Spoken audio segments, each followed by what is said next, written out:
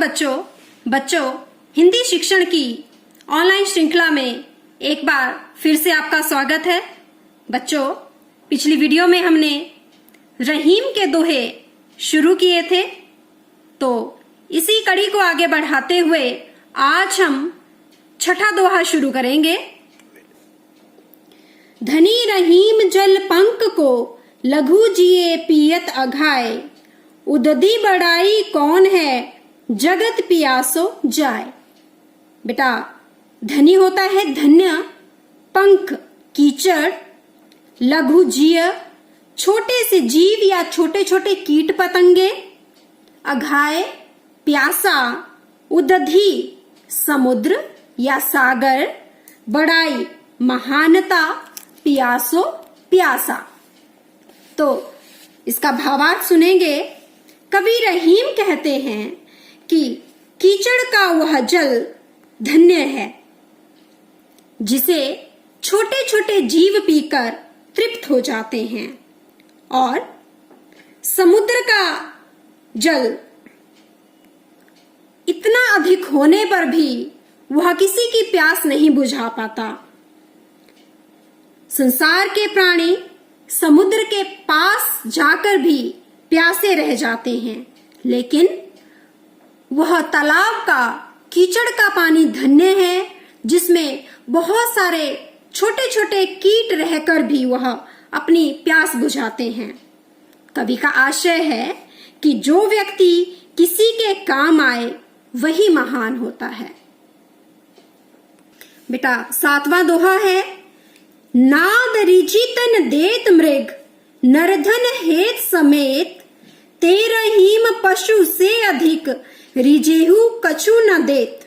नाद ढोल की आवाज, रिझि प्रसन्न होकर, तन शरीर, मृग हिरण, हेत कल्याण, समेत सहित। इसका भाव सुनेंगे।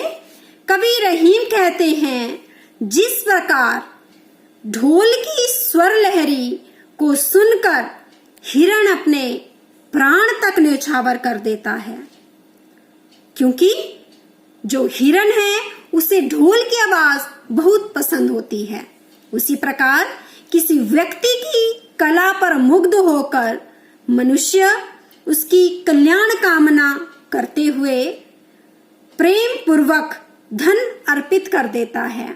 परंतु जो मनुष्य किसी की कला पर प्रसन्न होकर भी उसे कुछ नहीं देता, वह मनुष्य पशु से भी अधिक छोटा होता है।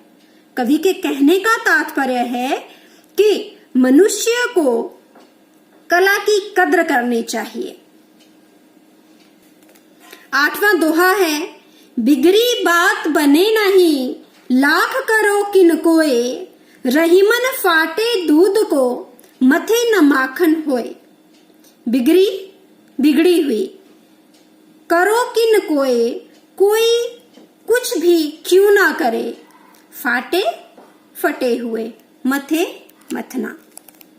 कवि रहीम कहते हैं कि जब एक बार कोई बात बिगड़ जाती है तो लाख कोशिश करने पर भी हम उस बात को ठीक नहीं कर सकते।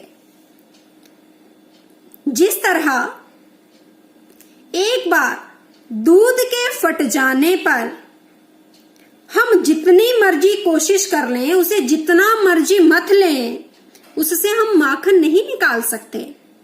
ठीक उसी प्रकार जब हमारे संबंध किसी के साथ एक बार खराब हो जाते हैं तो वह दोबारा से पहले की तरह नहीं बन पाते। हम जितनी मर्जी कोशिश कर लें, लेकिन उन संबंधों में पहले जैसी मिठास बिल्कुल नहीं रहती, वह बिगड़ जाते हैं। नवा दोहा है। रहीमन देखी बड़ेन को, लघु न दीजिए डारी, जहां काम आवे सुई, कहा करे तलवारी। बड़ेन होता है बड़ा, लघु छोटा, डारी डालना, तरवारी तलवार। कवि रहीम कहते हैं कि शक्तिशाली के सामने छोटे का तिरस्कार नहीं करना चाहिए। हमें किसी को भी छोटा या बड़ा नहीं समझना चाहिए। सभी अपने अपने कार्य क्षेत्र में संपन्न होते हैं, संपूर्ण होते हैं। जैसे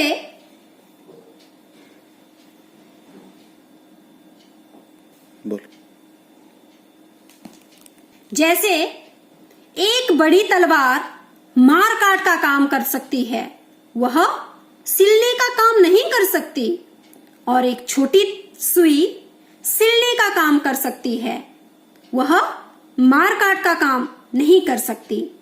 इस तरह दोनों अपने अपने कार्य क्षेत्र में कुशल हैं, तो हमें दोनों की तुलना नहीं करनी चाहिए। दोनों जो है वो अपने अपने कार्य क्षेत्र में कुशल हैं। इस दोहे के माध्यम से कवि यह कहना चाहते हैं कि संसार में मौजूद सभी का अपना अपना महत्व है, सबका अपना अपना कार्य है, कोई दूसरे का स्थान नहीं ले सकता।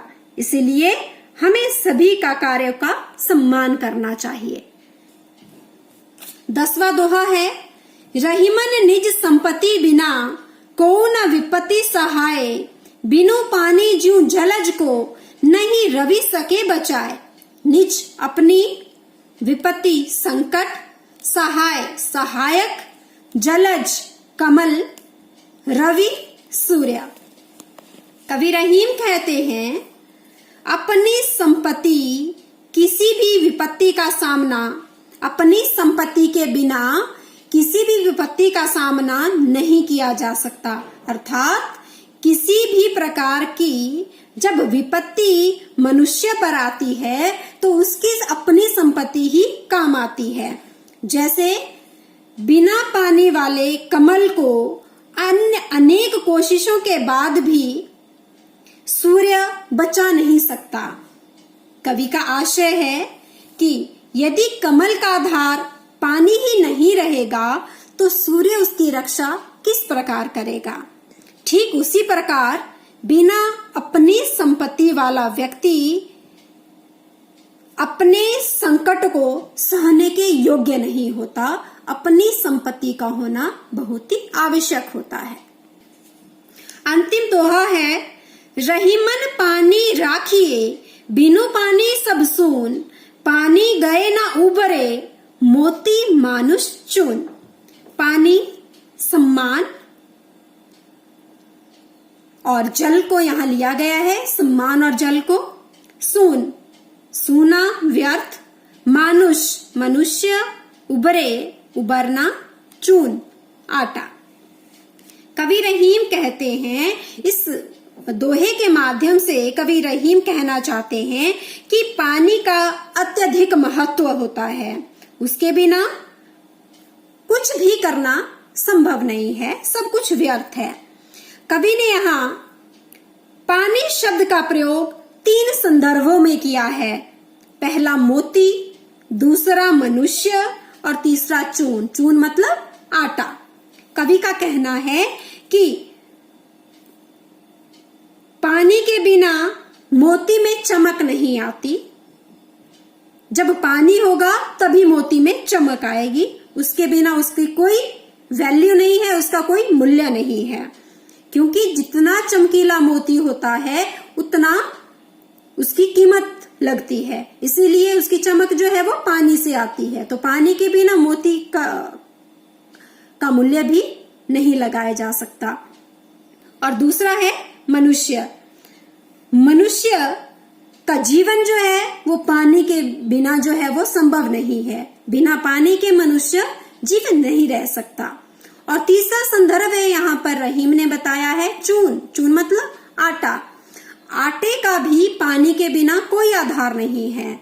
अगर आटे में पानी मिलाया जाएगा तभी हम उसकी रोटियां बना सकते हैं, उसके बिना उसका भी कोई महत्व नहीं है।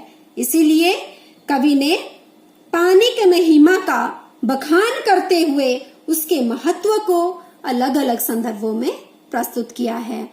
तो उम्मीद है बेटा आपको कवि रहीम के दोहे समझ आ गए होंगे। इन्हें ध्यान से सुनकर साफ साफ अपनी कॉपी में लिखें और याद भी करें। धन्यवाद।